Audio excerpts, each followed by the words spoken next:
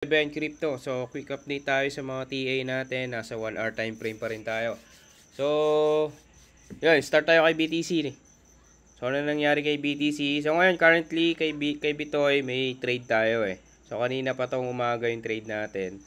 So, kanina kasi, hindi pa to nabi-break. So, kung mapapansin nyo, nagkaroon na tayo ng breakout sa resistance natin. So, nakuha yung resistance, tapos nag-retest ulit doon sa breakout resistance. So, ngayon, kapag ganyan, sobrang layo nung gap nung ano natin, nung support and resistance. So, pwede tayo mag-plot. So, yung ginagawa natin last mga TA natin, 'di ba? Kumuha tayo ng isang araw. So, currently meron tayong nakuwang support and resistance. So, ito 'yon. So, ito yung bagong resistance natin. Ito yung minor support natin. So, ibig sabihin, possible kunin tong support na to muna bago balikan si major support. So, ngayon, currently, yan, naglalaro siya dun sa break resistance natin. So, ang gagawin natin dito, mag-aantay lang. So, naka lang naman ako dito, naka low leverage lang ako. So, kaya hindi ganun kabilis ma-liquidate yung trade natin. So, ngayon, ang TP ko dito is itong resistance, support natin. So, itong support natin na 104,389.1. So, kapag nakakuha niya yan, TP na tayo dyan. So, yun lang. Antayin natin kung ano yung possible mangyari kay BTC. So, sa mga hindi nakasabay, so, pwede tayo pumasok dito kay BTC. So, dito kapag kinuha niya tong lower resistance na ito 106,379.3. So, pwede tayo mag-short diyan. So, possible kasi kunin niya tong minor support natin na 104,389.1. So, ayun, mag-aantay lang ako dito, nakapag-trade ako dito. So, currently, meron tayong $1 na. So, check natin kung ano yung possible mangyari dito kay BTC. So, waiting lang ang gagawin natin dito. So, next natin is si ETH. So, ETH. For ETH naman, so, wait natin, ETH. So, naka-laptop kasi tayo ngayon eh. Kaya medyo hindi natin gamay yung sa laptop. So, for ETH, natin medyo mabagal yung internet. So, for ETH,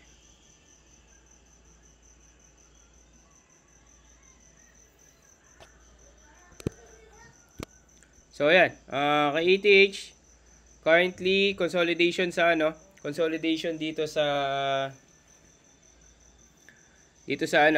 sa support and resistance natin. So, dito, nag-trade ako kasi nakakita ako ng pattern. So, ito. Tawag natin dito is Evening Star. So, dito kay Evening Star, possible bumaba yung market eh. So, pero ito, check natin kung talagang bababa siya. So, ito chinek ko lang kung possible talagang bababa yung market. Nag-low leverage lang ako dito tsaka low margin. So, testing lang kung possible bumaba yung market. So, kung talagang legit yung pattern, so, yun. Every makakita tayo ng gantong pattern, so, susundan na natin siya. So, currently, meron tayong $2.7 dito kay ETH. So, sa trade natin. So, check natin kung ano yung possible mangyari. So, since close naman siya dun sa support and resistance. So, kung hindi ka nakapasok dito sa trade na to, so, pwede naman tayo mag-plot din dito ng pwede tayo mag-plot dito ng support and resistance. So, currently, ito yung resistance natin. So, itong part na to. So, dito yung resistance natin. Ngayon, ang support natin dito is hanapin natin. So, possible ito. Ito yung support natin dito.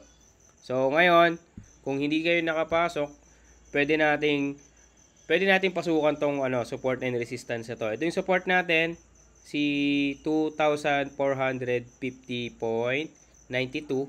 So, kapag nabasag yan, pwede kayo mag-short yan.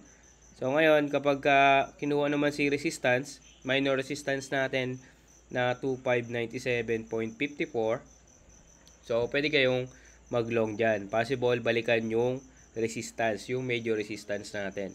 So, ganoon lang. Kapag medyo malayo dun sa plotted support and resistance natin, pwede naman tayo mag-plot nung minor resistance and minor support natin para kung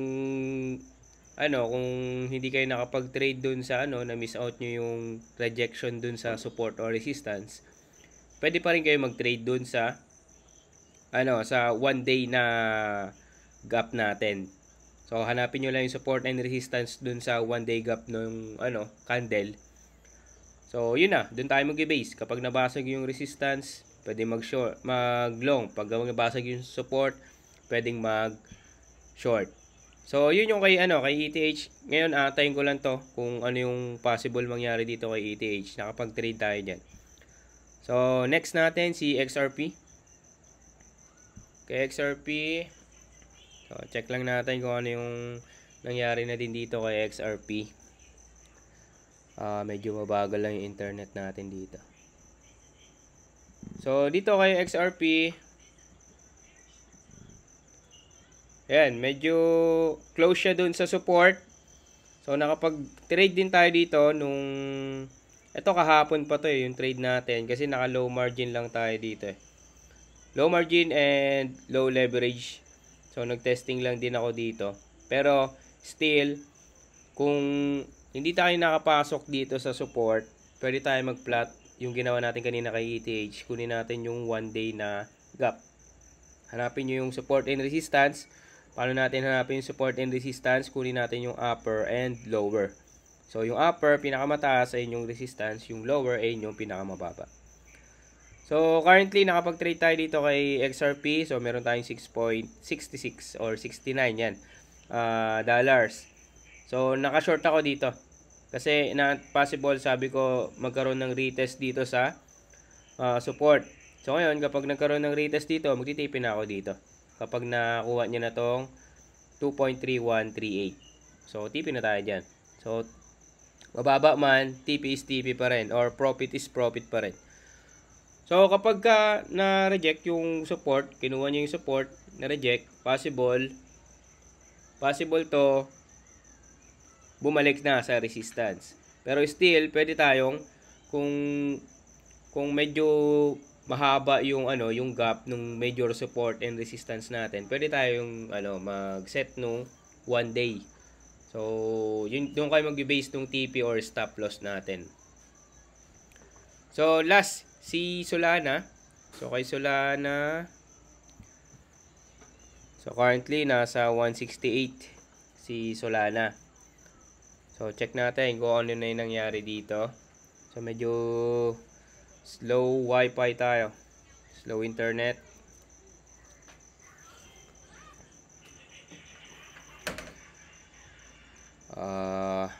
Bagal lang ang internet. So, ayan. Kay Solana, yan, nag-plot din ako ng 1 day gap dito, support and resistance.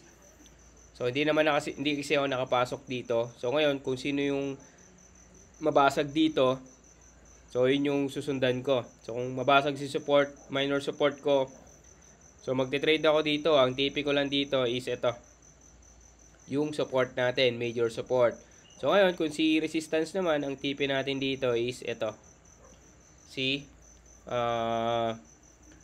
major resistance. Pero still, kung umangat yan ng 20%, lagi na tayo mag-angat ng stop loss. So gawin na natin stop loss yung 20% para safety na lagi. Meron ng ma-stop loss man tayo, meron pa rin tayong panalo.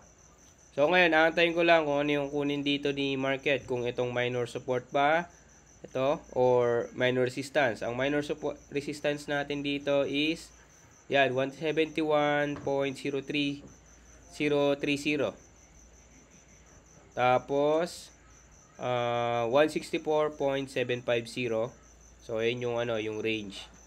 So ngayon, check natin kung ano yung possible mangyari dito kay Solana. So yun lang naman, update lang tayo.